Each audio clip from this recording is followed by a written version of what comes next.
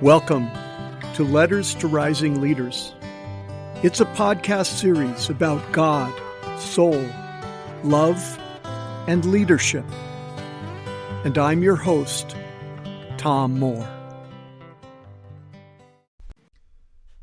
For those of you joining along in my book, Letters to Rising Leaders, this is week 19, and the topic is doubt.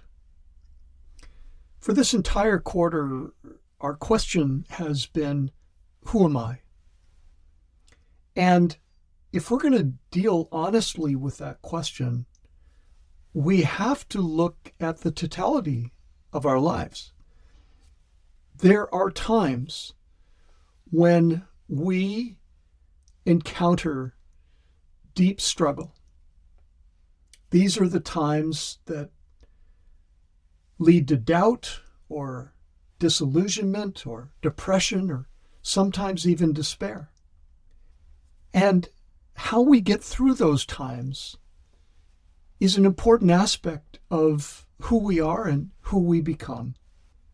So as leaders in our soul formation, we can't ignore them. And certainly this week we're going to begin that discussion. And it begins with doubt. I myself have shared my own periods of my life where, as a result of the events of my lives, I entered into long periods of doubt and disbelief about God. And it's only by the grace of God that He led me through that and got me back to where I could see Him working in my life and returned into a close relationship with Him.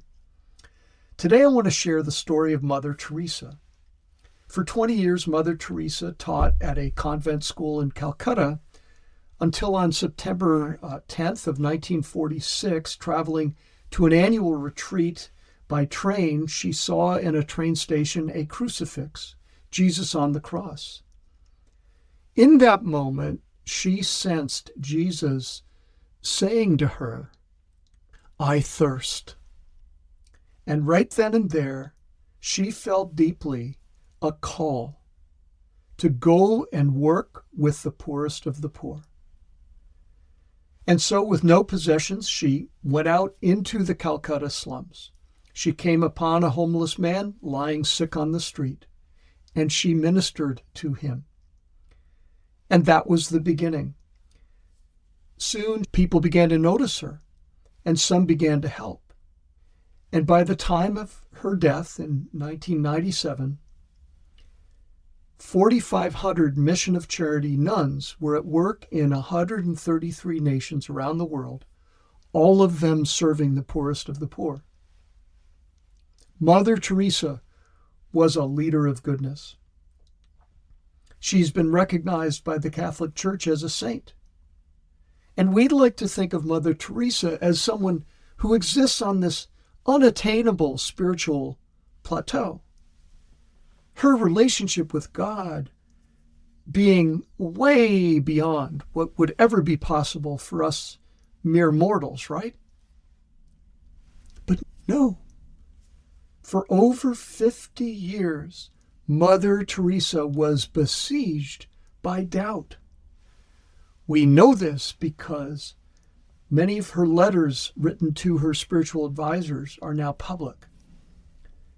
Here is just a little segment from one of those letters. "Lord my God, who am I that you should forsake me, the child of your love, and now become as the most hated one, the one you have thrown away as unwanted, unloved? I call, I cling, I want, and there is no one to answer, no one to whom I can cling."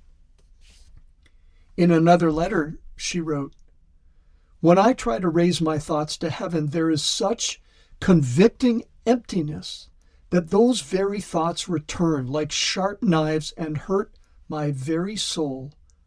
I am told God loves me, and yet the reality of darkness and coldness and emptiness is so great, nothing touches my soul." Those are the words of Mother Teresa. We all face times of doubt. For the young couple who just learned their baby will be cognitively compromised for life.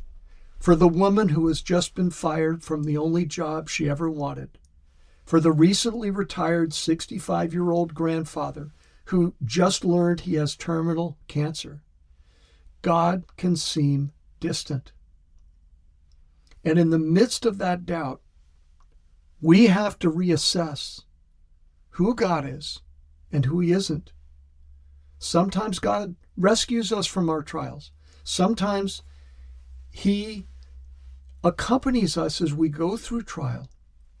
Sometimes we don't sense that he's accompanying us as we are going through trial. And so we struggle. And as we do, sometimes the answers just don't arrive, at least right away. All we can do in those moments is to abide, to wait at the foot of the cross. There's a stark choice we face in doubt. We can abandon God entirely, or we can choose to trust and to wait upon the silence of God, that silence can be trusted. That's the choice Mother Teresa made, and it changed the world. She served the poorest of the poor until her dying breath. And it's the same choice we all face when we are gripped in doubt. The song for this week wrestles with these questions. It's called Dear God. And sometimes just within one song, you can't get to the happy place entirely. And that's certainly the case here. The song acknowledges that. Robert Berry joins me on instrumentals and in harmony. Here you go.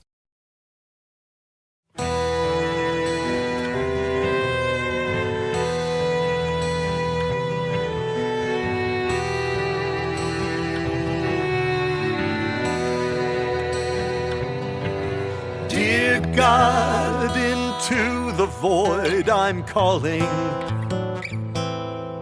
Dear God, I doubt that you are there. Dear God, I know it might sound galling, but how do I even know you care? Dear God, I'm boxing with my shadows. Dear God, I'm lost here on my own. Dear God, I don't know where I am going. Dear God, I can't find my way back home. So show me sooner, sooner. Just one sighting of your face. Point me to my future. Lead me gently to your grace. I don't want to be this way no more, no, I don't want to be this way. I don't want to be this way no more, no, I don't want to be this way. So show me sooner, sooner. Just one sighting of your face. Point me to my future. Lead me gently to your grace. Dear God, my prayer to you is ending. Dear God, still silent is the night. Dear God, I believe despite my doubting. Dear God, I will wait upon the light. But I don't want to be this way no more, no, I don't want to be this way. I don't want to be this way no more, no, I don't want to be this way. Don't wanna be this way. Don't wanna be this way. Don't wanna be this way. Don't wanna be this way. Don't wanna be this way. Dear God, I don't want to be this way no more. But, dear God, I trust despite my doubting. Well, that's it for today. I hope you'll join us next week for the next episode in this Letters to Rising Leaders podcast series.